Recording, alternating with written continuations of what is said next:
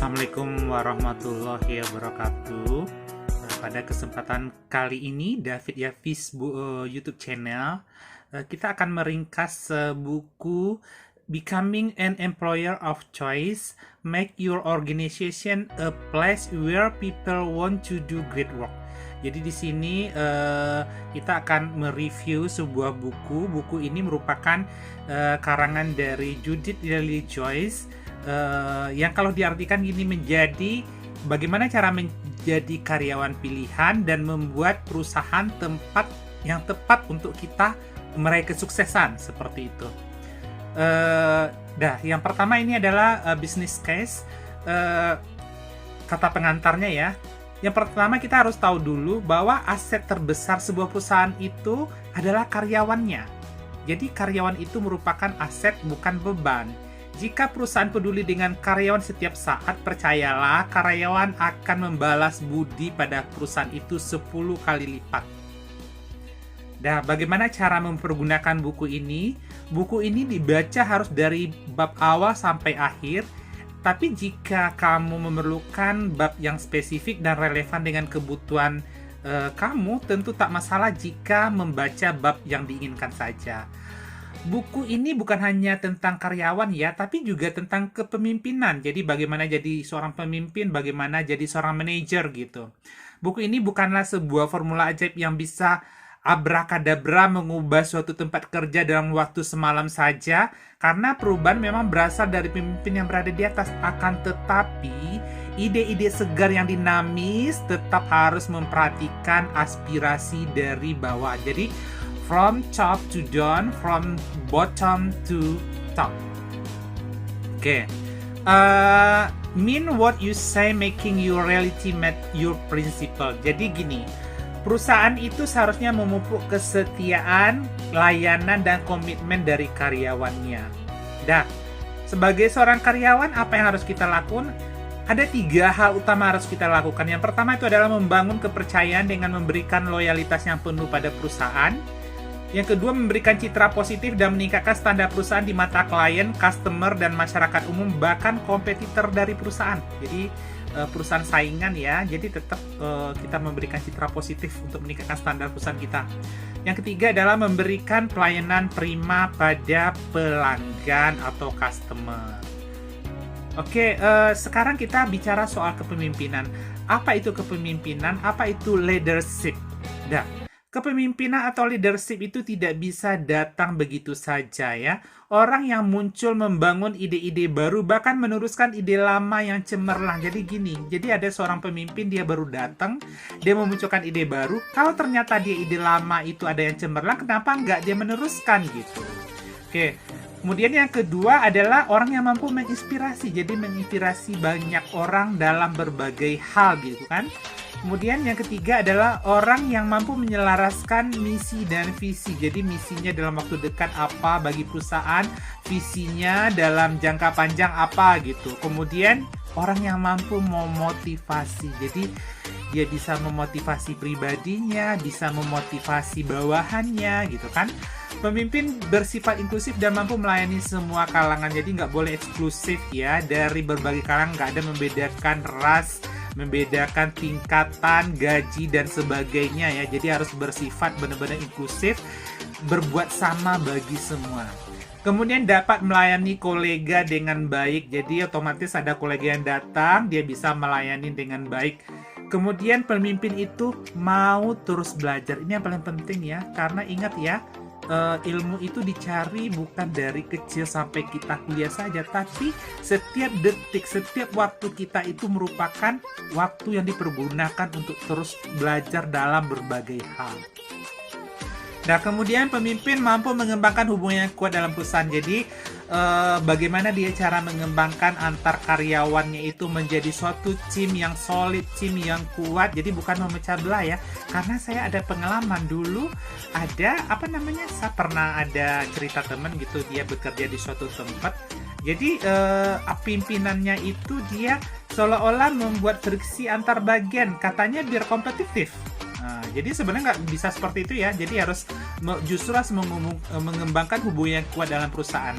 Kemudian pemimpin mendorong orang menemukan solusi, bahkan menjadi bagian dari solusi tersebut. Kemudian pemimpin mengambil tanggung jawab penuh jika diminta. Dan ingat, yang paling penting pemimpin itu harus berasal dari hati dan mempunyai minat sejati. Jadi bukan akal-akalan ya. Oke, yang kelima, communication creating colleague engagement. Jadi komunikasi yang baik dan efektif itu adalah bisnis. Jadi misal gini, kalau kita ketemu dengan klien, orang akan memperhatikan bagaimana cara kita berkomunikasi dulu. Kalau dari awal saja komunikasi kita buruk, bagaimana dengan lanjutannya ya? Dan buat rekan kerja Anda dihargai, dilibatkan, dan didengar. Dan memulai percakapan dengan bos ini yang agak susah bagi sebagian orang. Karena kita menganggap bos itu tinggi. Padahal ingat, bos itu pimpinan kita juga manusia. Jadi yang perlu kita lakukan adalah, kalau kita sudah memulai percakapan dengan bos, kita akan tahu, bos tahu bagaimana kekhawatiran kita terhadap suatu hal. Apakah kekhawatiran terhadap perusahaan dan sebagainya gitu. Kemudian yang kedua, bos bisa bertukar pikiran dengan kita. Nah, tentang berbagai hal gitu ya. Yang kemudian ketiga, bos akan mendengar ide-ide bernas dari Anda, dari kamu semua. Kemudian manajemen the lifeblood of great company culture. Sebagai seorang pemimpin, anggaplah diri Anda itu sebagai tuan rumah yang sedang menyelenggarakan pesta. Jadi tuan rumah ini melayani semua orang yang datang tanpa terkecuali. Untuk karyawan pemula, ingat, tantang mereka melakukan pekerjaan bagus dan rayakan jika mereka berhasil. Kepemimpinan itu melayani, datang from back to front, dari belakang ke depan gitu ya. Jadi otomatis dia pemimpin ini dari belakang, dia benar-benar mendukung gitu ya. Keterampilan seseorang dalam memanajerisasi kadang lebih manajerial, keterampilan seorang dalam manajerial kadang lebih dibutuhkan dari keterampilan spesialisnya. Ya, jadi ini untungnya orang yang mempunyai ilmu yang bukan cuma ilmu soal manajemen saja. Misal seorang dokter, dia dokter spesialis, dia juga bisa dibutuhkan dalam hal manajerial. Jadi suatu saat dia bisa aja jadi kepala rumah sakit. Jadi dia otomatis tidak lagi soal ilmu apanya saja, backgroundnya saja, tapi juga kadang orang itu justru nampak dia manajerialnya itu justru setelah dia keluar dari zona nyamannya kadang ya. Oke, yang ketujuh, recruit for attitude, induct for culture. Nah, ini apakah gini? Kalau misalnya seseorang melamar pada perusahaan, apa yang dicari oleh perusahaan terhadap karyawan tersebut? Yang pertama, dia akan bertanya, apakah misalnya kamu melamar itu benar-benar mengenal kami, bisa mengenal perusahaan kami. Tapi biasanya ya, perusahaan yang besar itu biasanya di lowongan kerjanya itu udah dijelaskan sedemikian rupa sedikit biar nanti untuk saringan pelamar ya. Nah, jadi mereka nggak repot-repot lagi menyaring pelamar, jadi otomatis mereka udah langsung to the point gitu ya. Kemudian yang kedua, apakah kamu benar-benar menginginkan pekerjaan ini? Jadi misalnya kamu melamar ke perusahaan itu tujuannya apa sih? Benar-benar dari hati terdalam, atau pengen gaji, atau pengen pindah kerja yang lebih nyaman dan sebagainya. Jadi perusahaan akan menanyakan hal seperti itu. Kemudian yang ketiga adalah, apakah Anda dan background pendidikan Anda itu sesuai dengan kebutuhan bisnis kami? Jadi kalau Indonesia agak berbeda dengan negara maju seperti Jepang ya. Kalau kita background apapun bisa hilang gitu. Nah, jadi itu keunggulan kita di Indonesia ini ya. Kemudian yang ke-8, why is responsibility so important? Kenapa sih tanggung jawab itu sangat penting? Yang pertama adalah jika Anda diberi tanggung jawab tentang hal tertentu di bidang Anda, menandakan Anda emang dianggap cakap di bidang tersebut. Yang kedua, cara yang bagus untuk mengembangkan keterampilan dan kemampuan Anda, dan Anda akan mendapatkan ide-ide baru. Jadi kalau kita diberi tanggung jawab, kita akan mengembangkan keterampilan kita, dan kita akan mendapatkan ide-ide baru gitu ya. Kemudian yang ketiga, orang yang bertanggung jawab diharapkan untuk dapat memecahkan permasalahan ketika mereka menemukannya. Jadi ketika kita diberikan tanggung jawab, kita akan suatu saat pasti kita akan menemukan masalah. Dari masalah itu kita akan belajar bagaimana to overcome the problem. Jadi otomatis to face the problem, menghadapi masalah, bukan malah menyepelekan atau malah lari dari masalah. Oke, yang ke-9, building a sense of learning. Jadi kita harus di perusahaan itu harus membangun rasa memiliki pada perusahaan. Yang perlu diingat di sini adalah kita itu memiliki hak yang sama.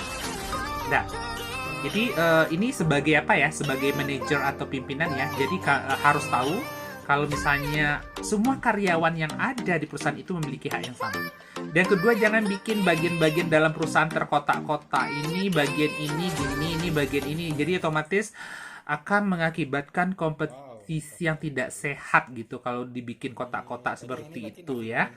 Kemudian tidak ada kata kamu dan mereka karena kita semua maju bersama. Ingat ya. Kemudian hubungan individu dalam perusahaan itu adalah hubungan keluarga. Keluarga sejati tetap berkumpul di masa sulit dan bertepuk tangan bersama meraih kesuksesan dan kesenangan. Camkan itu. Nah, kemudian 10 ini adalah bagaimana kita mengeluarkan kemampuan ekstra kita dalam menyervis pelanggan gitu ya. Dan manajer dan pemimpin perusahaan yang hebat itu melayani sepanjang waktu dengan mendengarkan, memperhatikan, dan mendukung. Nah, sedangkan kita terhadap pelanggan apa yang harus ketika misalnya kita melakukan public speaking atau berbicara dengan lawan kita harus menatap mata lawan bicara kita. Nah, ingat juga ketika kita bertemu dengan kolega, kita harus hadir dan aktif. Kita ini membawa nama perusahaan, bukan nama pribadi. Jadi otomatis kita harus mengenyampingkan segala ego dan keuntungan pribadi kita. Nah, ingat, sebagai pimpinan, perlakukan karyawan seperti orang dewasa. Nah, karena dari mereka itu juga mereka akan berperilaku yang dewasa pada kolega perusahaan gitu. Nah, kemudian jangan lupa kita memberi umpan balik pada pelanggan. Jadi kita harus tahu dulu dari pelanggan ini apa sih kekurangan perusahaan kita, apa hal-hal yang perlu diperbaiki. Jadi mungkin bisa dilakukan dengan memberikan survei 6 bulanan pada pelanggan. Dan kemudian terakhir itu adalah pemberdayaan positif di masyarakat. Jadi dalam bentuk tanggung sosial perusahaan, corporate social responsibility ini sudah banyak dilakukan oleh perusahaan-perusahaan besar ya. Nah, yang terakhir ini ada presenting a compelling case for action, bringing people on board. Jadi bagaimana kita membawa, maksudnya gini, kita nggak cuma kita emang harus aksi gitu. Jadi otomatis kalau misalnya pengen ditiru sama orang, orang tahu dulu misalnya emang kita nih udah berbuat terlebih dahulu. Perusahaan besar selalu berisi dengan orang-orang yang tidak kaget dengan perubahan. Ingat ya, perubahan itu yang abadi. Setelah banyak ide yang dapat dan langsung, kita harus terapkan. Sekarang saatnya kita menginspirasi untuk melihat sejauh mana kita bisa meyakinkan orang lain. Perilaku kita di perusahaan merupakan alat promosi yang ampuh untuk melakukan perubahan.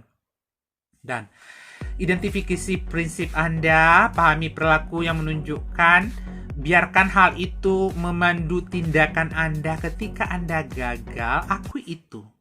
Ambil lagi, maksudnya ambil sebagai pembelajaran dan mulai lagi. Dan terakhir, jadilah teladan yang positif, jadilah katalisator. Tidak ada gunanya advokasi Anda pada orang lain jika Anda tidak bertindak seperti style yang bisa dipercaya. Kalau Anda ini emang karyawan atau bekerja di perusahaan yang besar. Oke, thank you for the attention. Itulah bahasan singkat dari David Yatis YouTube channel kali ini. Wassalamualaikum warahmatullahi wabarakatuh. To be with you and fix what I've wrong, yeah, yeah. Oh, 'cause I need you to see that you are the reason.